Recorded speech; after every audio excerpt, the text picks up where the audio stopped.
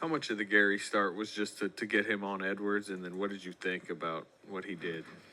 Yeah, I mean, that was a big part of it. Without Wiggs, we wanted to start Gary on Ant and just have our best defender on him right away. Gary's also historically really good with Steph. And then we just felt like we got to get Buddy going, and it's the best way to do it is put him out there with that group. And, if Buddy's out there with Steph, that makes the game easier for him too. So that's why we went the route we did. And it looked like, it took us a little bit of time, but opened up the game for us. And our guys just, stayed with it, and eventually we started hitting shots. Obviously, Buddy's best game in a long time. What did you see from him getting in the flow of the offense and really catching fire there? Well, it took him a little bit. He missed shots early, and but we're at our best when we're playing fast and with a lot of pace, and that's what Buddy does really well. He runs the floor in transition, probably better than anybody, on our team. He just sprints to the corners and it creates a lot of space. And he's, early in the season, he was getting a lot of shots in transition from the corners. And so that was kind of the idea.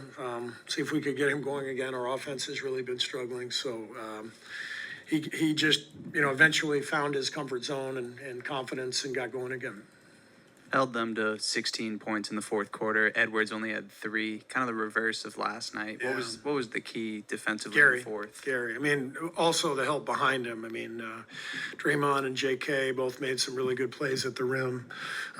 Draymond's help allows Gary to, to maintain that pressure on Edwards and trust that he's got help behind him. But I thought Gary was just brilliant tonight. Over here, Steve. Talking about Gary, I mean, Ant got up and a couple of guys got up to go to the scorer's table, and Gary, and also at the very same time, entered the game.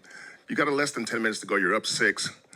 What did you want him to do to Ant? I mean, was it just scoring, defending, taking over? What was the goal for Gary there? Just to make things hard. I mean, Ant is an incredible player, and late third, he just had it rolling, and so at that point, it's just put your best defender on him, and you don't really want to send a double team because you got other guys who are knocking down shots. Alexander Walker was hot, so we just wanted Gary to play him straight up, give him some help. In the gaps, try to make things a little crowded without double teaming, and Gary and the guys behind him did a great job of that. Is one of his talents just being super annoying? Gary? Yeah. Yeah, it's a lot like Raymond Ridder.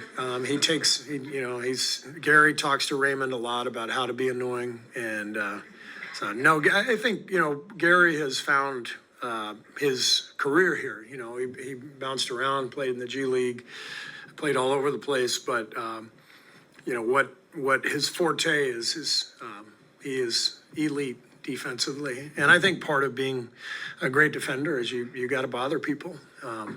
It's different from Raymond because Raymond can't guard anybody. He just bothers people, in other words. He does bother people. Yes, he does. Third quarter in particular, the pace, what did you feel like that opened up for you guys? Yeah, I mean, that was key, but I think the key to that was we weren't trying to hit home runs. Early in the game, we were trying to play fast, but we were making risky passes and turning it over. And then in the third quarter, I think we finally settled down and just hit singles, threw the ball to the first open guy, ran the floor. The game got really easy, offensively at that point in transition. Whereas first half we're frantically trying to get the ball out and turning it over, and now they're making a 3, and the game's hard when you do it that way. So we're hammering that home, and second half I think we had like 4 or 5 turnovers, and just much more solid decision making. And then what'd you make of JK's all-around game beyond the 20 points he gave you? JK was great. Again, he gave us force going to the rim, gave us defense, 3 block shots. So he's really finding, a good groove, and it's fun to see him, starting to blossom. Coach, what was the morale like of the team coming in tonight, and was there any psychological thing you did with them?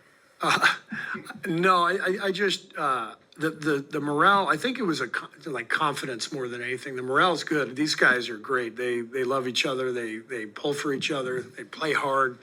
But you lose 6 of 7 and you go cold, offensively.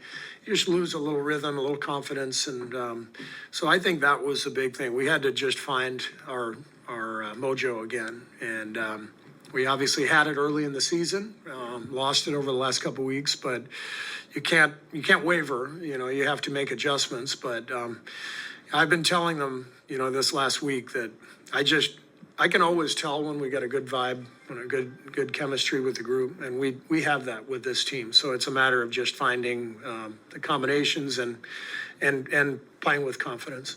And then also, what are your thoughts on the NBA Cup coming up?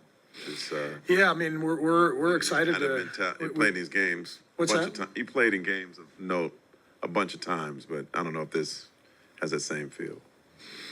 I think there's more of a buzz for it this year than there was last year. Like anything else, it's going to take a little time to catch on, but our guys are excited for it.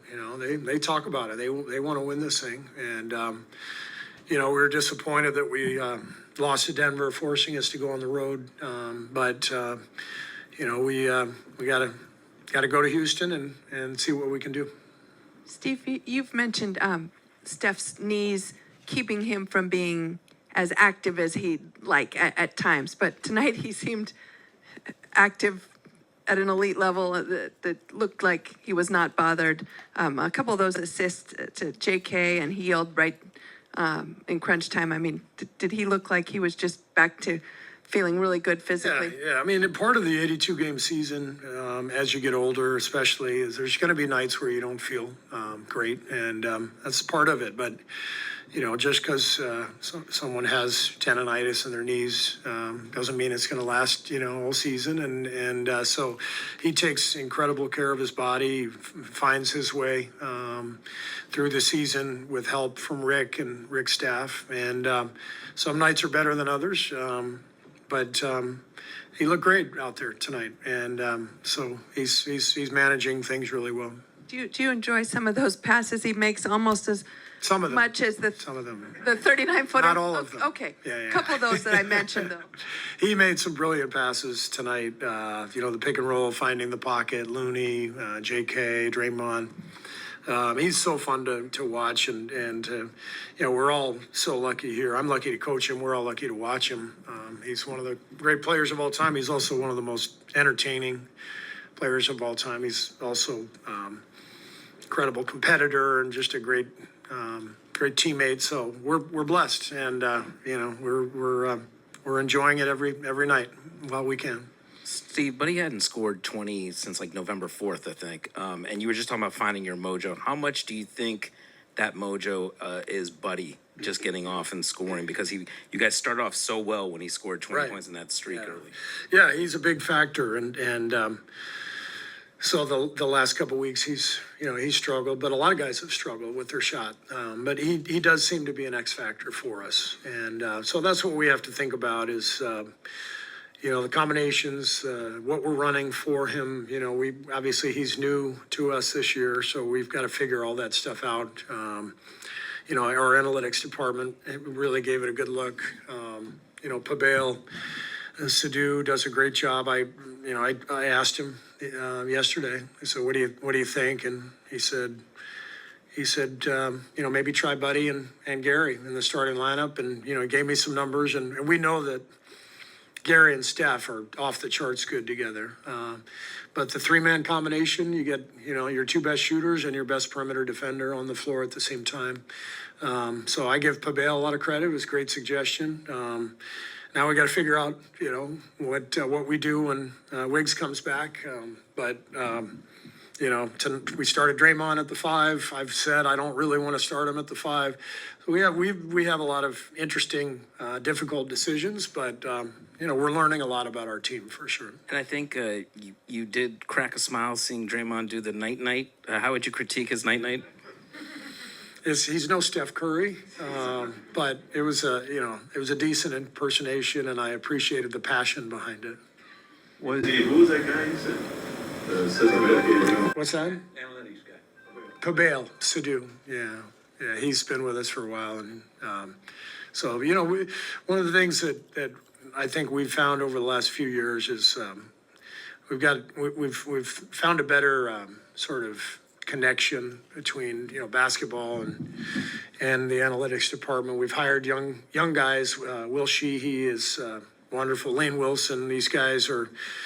We're getting a younger generation of coaches who are more schooled in analytics, but now they can connect that to the game because they're also basketball coaches, and I think that's an area where we've improved. It's one of the reasons I brought Kenny Atkinson on board to try to, put all this stuff together. And Pabail's been, kind of the lead guy behind it. And, this stuff is not foolproof, but you see trends, and we have people tracking all this stuff, and we're gathering information, and then we have to make decisions that we feel like make sense. So it worked tonight, and we'll see where it goes. just to check, sorry, was Moody available in the second half? No, he was injured. He was out for the game. It was the same Yeah, issue, the knee. yeah, same thing. I mean, that's 2 straight games. Yeah, don't know what's next. Thank you.